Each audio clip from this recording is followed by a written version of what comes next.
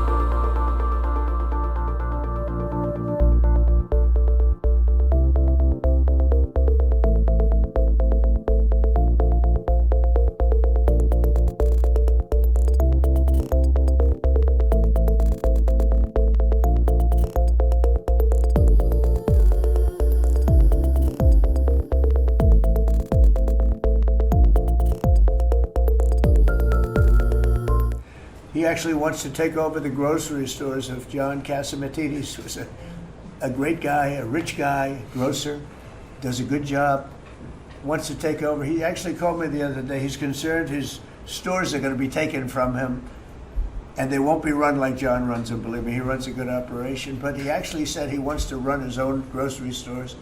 No, this is a man who's not very capable, in my opinion, other than he's got a good line of bullshit, and he's convinced them to go with him. Now, as you know, Cuomo, who does have capability, is running, but he got knocked out, and now they're running as, you have Eric Adams, the current mayor, you have Cuomo, and you have Curtis Sliwa.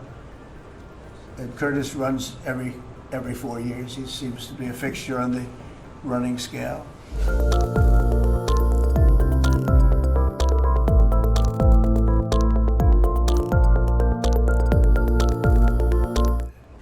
I'm not getting involved. But I can tell you this. I used to say we will not ever be a socialist country, right?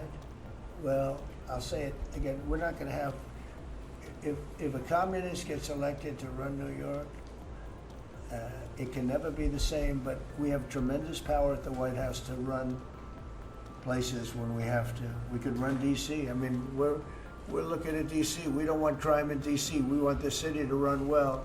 Susie Wiles is working very closely with the mayor, and they're doing all right. I mean, in the sense that we would run it so good, it would be run so proper, we'd get the best person to run it.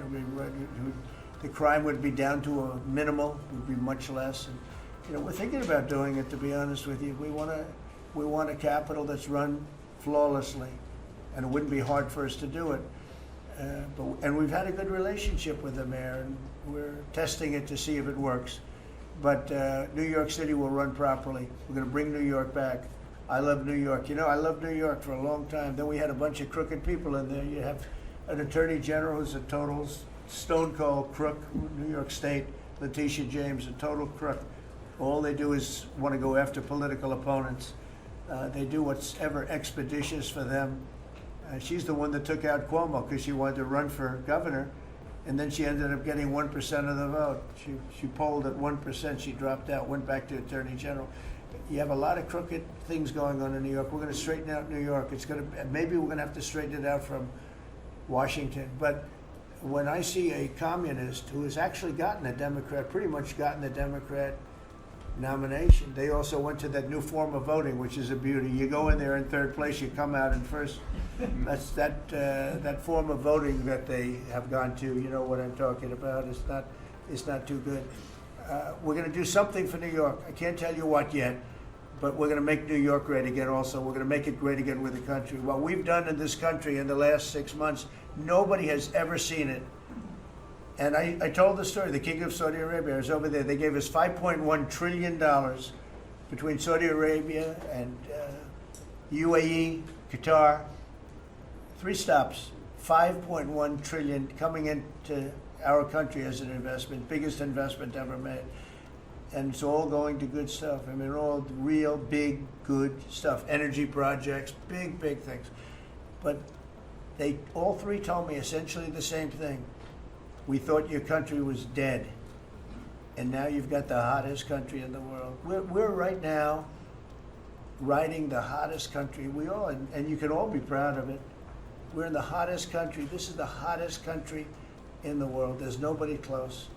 Made hotter by some great pilots and great machines that nobody else has. Those great, big, beautiful machines, they rode those machines right into the toughest territory, and nobody knew what the hell happened.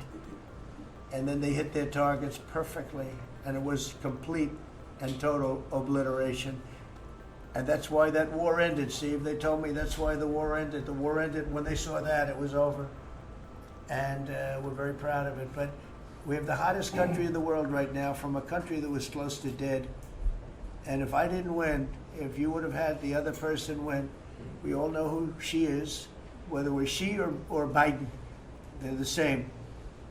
He may have been more competent than her, and that's hard to believe, right? But if you had that ideology in, I don't believe you would have had a country anymore. I think you would have had a country that was broken up. But we had a dead country. Now we have the hottest country in the world, and everybody knows it, and everybody said it.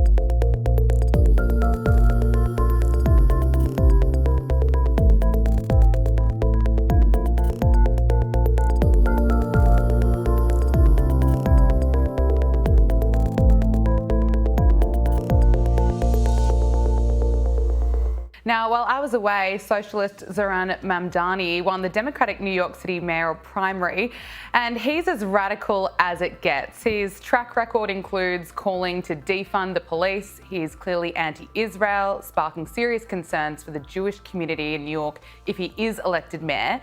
And his campaign policy document calls for shifting the city's tax burden onto richer and whiter neighbourhoods. Also, he doesn't believe in billionaires. Look at this. You are a self-described democratic socialist. Do you think that billionaires have a right to exist? I don't think that we should have billionaires because, frankly, it is so much money in a moment of such inequality. And ultimately, what we need more of is equality across our city and across our state and across our country. And I look forward to work with everyone, including billionaires, to make a city that is fairer for all of them. Hillary, what are your thoughts on Mamdani, and what is going to happen to New York City if he wins? Well, I do think that the realtors in Florida are happier than ever because New Yorkers are fleeing to Florida. Absolutely. Yes. Regarding New Yorkers, though, I think what is really tragic about this is that he comes from a very wealthy family. I think that there should be a national amendment to the Constitution in the United States, which is you cannot run for office unless you've built a business and or made payroll. I don't think he understands where money comes from. Margaret Thatcher was very famous for saying there's no such thing as a free lunch. I think he thinks that money must come out of the sky, because if billionaires aren't great people in all the taxes they pay 48% of the taxes. Once the billionaires leave and the millionaires leave, there's no one left to tax anymore. And last but not least, Margaret Thatcher also said the problem with socialism is you run out of spending other people's money. Correct. And that is a lesson he should probably learn.